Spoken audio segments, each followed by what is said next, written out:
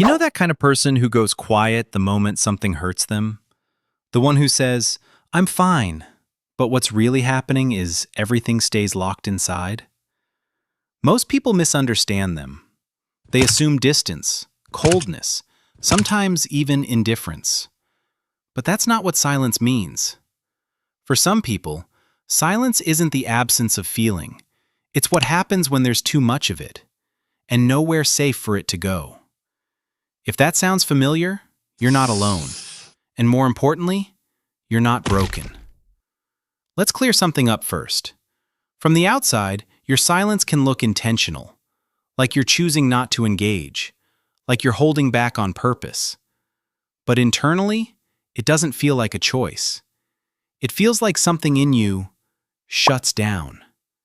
Your thoughts are still there, maybe even louder than before. But turning them into words feels out of reach. There's a weight in your chest, a kind of pause you didn't decide to press. That's not attitude. That's your nervous system stepping in. When emotional intensity rises too quickly, your brain doesn't always push you to react. Sometimes it does the opposite. It slows everything. This is known as the freeze response, a built-in survival mechanism. And one of the lesser-known effects of this state is that your ability to express yourself can temporarily weaken. In simple terms, you're not refusing to speak. Your brain is prioritizing stability over expression. So when someone says, "Why won't you just say what's wrong?" The truth is, you often don't have access to the words yet.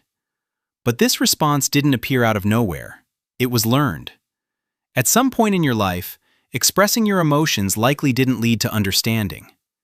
Maybe you were dismissed. Maybe your reactions were minimized. Maybe you opened up, and it backfired. So your mind adapted. Instead of reacting outwardly, you started processing inwardly. Because staying quiet felt safer than being misunderstood again. And over time, that pattern became automatic. Not because you don't care, but because you learned that caring out loud had consequences. What's important to understand is that this shift usually doesn't come from one major moment. It builds gradually. Small interactions, repeated over time. Moments where you felt unheard. Conversations that left you drained. Situations where explaining yourself didn't change anything. Individually, they don't seem significant. But collectively, they change how you respond. Psychology refers to this as micro-level stress accumulation. Small emotional impacts that add up over time. Eventually, something inside you reaches a limit, and silence becomes your default response. To others, it can look sudden, like you just stopped engaging. But internally, it's been developing for years. Think of it like pressure building beneath the surface. There's a point where holding everything in simply becomes too much. And when that point is reached, you don't explode. You withdraw. And here's something people rarely notice. While you appear quiet on the outside, your mind is doing a lot on the inside. You're replaying the situation, trying to understand what happened, evaluating what you feel and why. You're asking yourself, was I wrong? What's really bothering me here? If I say something now, will it make things worse? You're not disengaging. You're processing, deeply. And that's exactly why you hesitate to speak too quickly. Because you know that once words are out, they can't be taken back. For you, silence is not avoidance. It's restraint. It's the space between reaction and intention. There's also something else most people miss. Sometimes, your silence is not just about protecting yourself. It's about protecting the relationship. You're aware of how intense your emotions can feel in the moment. And you know that speaking from that place might damage something you actually care about. So instead of reacting impulsively, you hold back. Not to punish the other person, but to prevent unnecessary harm. That's not disconnection. That's control. But here's where it becomes difficult. Because the response you need is rarely the one you receive. Instead of patience, you get pressure.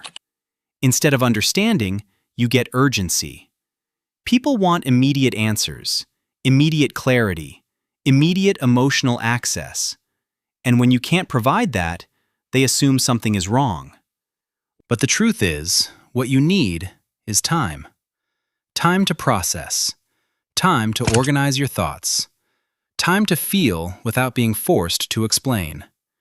And when that time is respected, something interesting happens.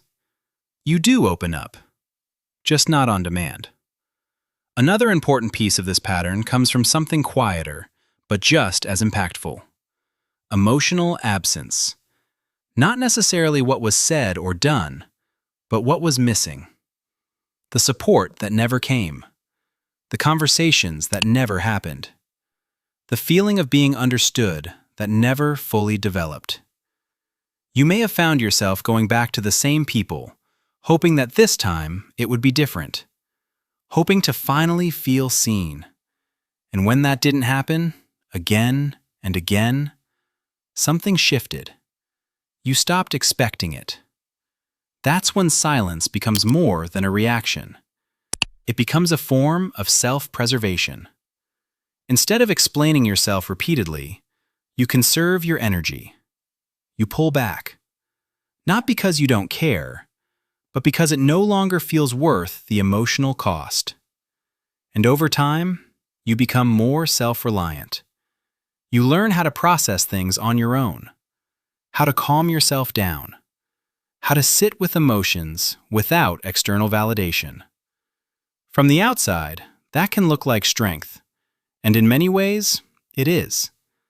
But it also comes from a place of having to adapt. The important thing to recognize is this: your silence isn't emptiness. It's activity that isn't visible. It's thinking, feeling, evaluating, protecting, all happening at once. And when you do decide to speak, it's not impulsive. It's intentional. You've taken the time to understand what you feel. You've filtered your words. You've made sure what you say reflects what you actually mean. Which is why, when you finally express yourself, it carries weight. You don't speak often, but when you do, it matters. If any part of this resonates with you, take a moment to like the video. Not just for engagement, but because there are a lot of people out there who have been misunderstood in exactly this way. And sometimes, seeing this explained changes everything.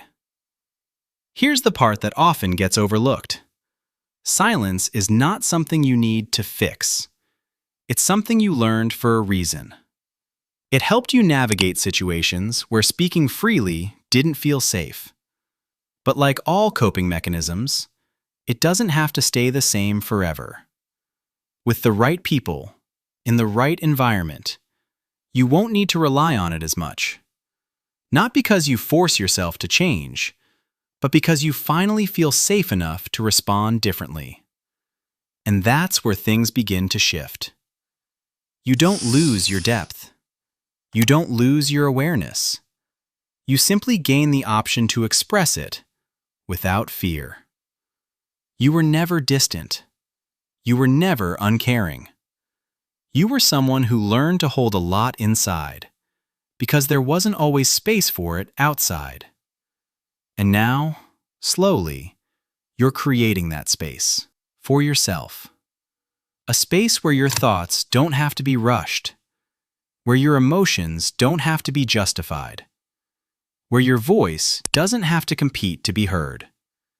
And in that space, something begins to settle. Something softer, more grounded, more real. Not overwhelming, not chaotic, just steady. And over time, that steadiness turns into something even more valuable. Clarity, peace, trust in yourself. Until one day, you realize you're no longer just managing your emotions. You understand them. And from that understanding, you begin to build a life that feels different. Quieter in the right ways. warmer where it matters. Milk and honey for your soul.